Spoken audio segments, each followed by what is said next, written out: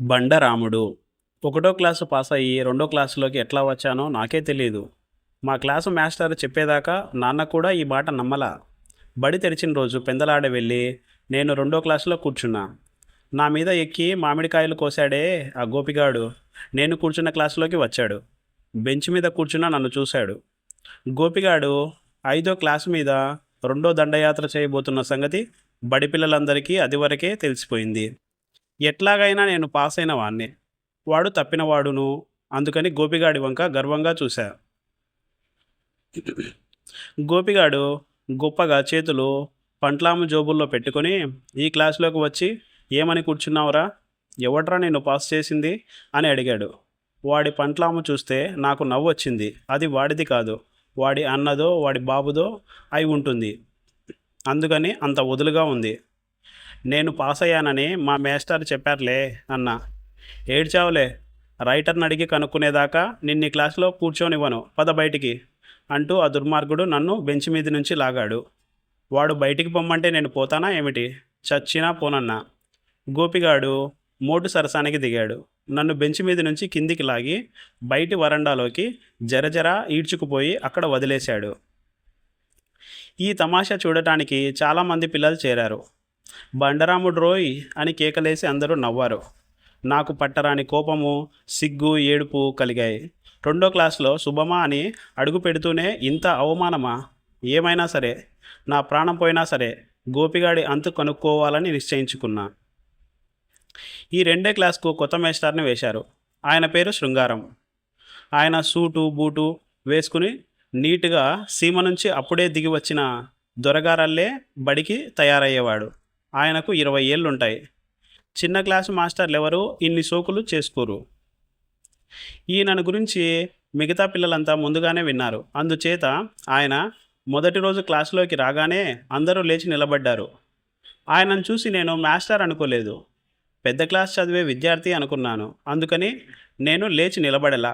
కానీ మిగతా పిల్లలంతా నిలబడటం చూసి పోనీ కదా అని నేను కూడా నిలబడదామనుకుంటున్నా. ఇంతలోనే శృంగారం మాస్టారు నన్ను చూసి వెదవా బెంచి ఎక్కు అని ఆజ్ఞాపించాడు. అసలే గోపిగాడు చేసిన అవమానంతో నేను కుళ్ళుతుంటే రెండో అవమానం జరిగింది. మూలికే నక్క మీద తాటికాయ పడ్డట్టయింది. కొత్త క్లాసులోకి వచ్చాననే సంతోషం అంతా పోయింది. ఇట్లా అన్యాయం మీద అన్యాయం జరుగుతుంటే నోరెత్తడానికి లేదు. నోరెత్తితే దేహశుద్ధి జరుగుతుంది. నన్ను బెంచి ఎక్కించి శృంగారం మాస్టారు వెంటనే కుర్చీలో కూర్చోలేదు.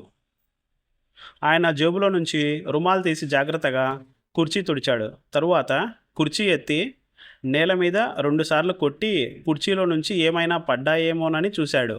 ఆయన వెతుకుతున్నదేమిటో మాకందరికీ తెలుసు, నల్లులు.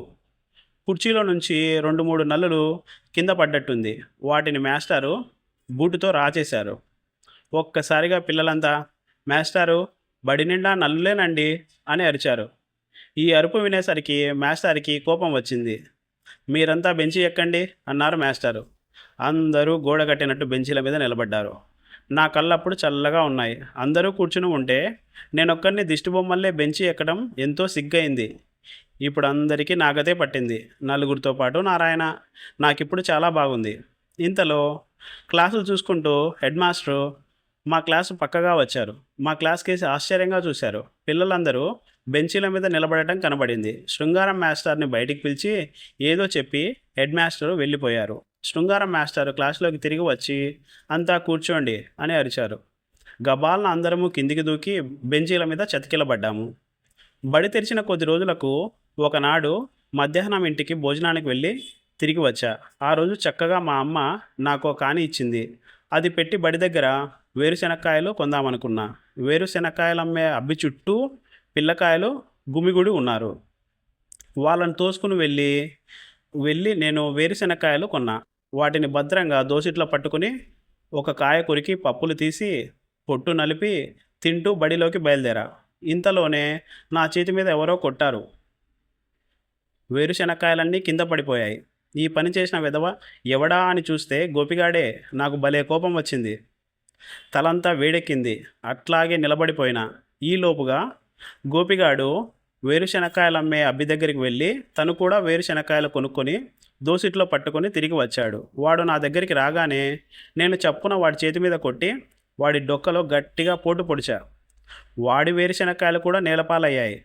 నేను డొక్కలో పొడిచిన పోటుకు వెల్లికిల్లా పడ్డాడు. గోపిగాడు మళ్ళీ లేచి నిలబడే లోపల కాలుతో వాణ్ణి నా ఇష్టం వచ్చినట్టు తన్నా. గోపిగాడు వంటి రౌడీని నా వంటి బండవెదవ ధైర్యం చేసి తన్నుతుంటే వింత చూడటానికి బడిపిల్లలంతా చేరారు. గోపిగాడు లేవటానికి మళ్ళీ ప్రయత్నించాడు.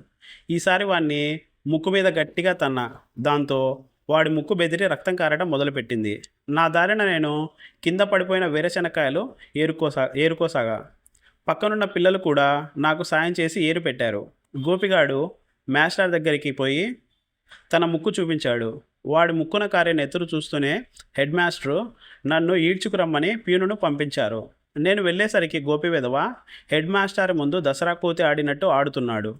నా కోసం హెడ్ మాస్టర్ చేతిలో పెద్ద బెత్తం సిద్ధంగా ఉంది. ఎప్పటి మాదిరిగా నోరు మూసుకుంటే నా వీపు చిట్లిపోతుందని తెలుసుకున్నా. ధైర్యం చేసి గబగబా హెడ్ మాస్టర్తో గోపిగాడు నన్ను పెట్టిన హింసలన్నీ చెప్పాను.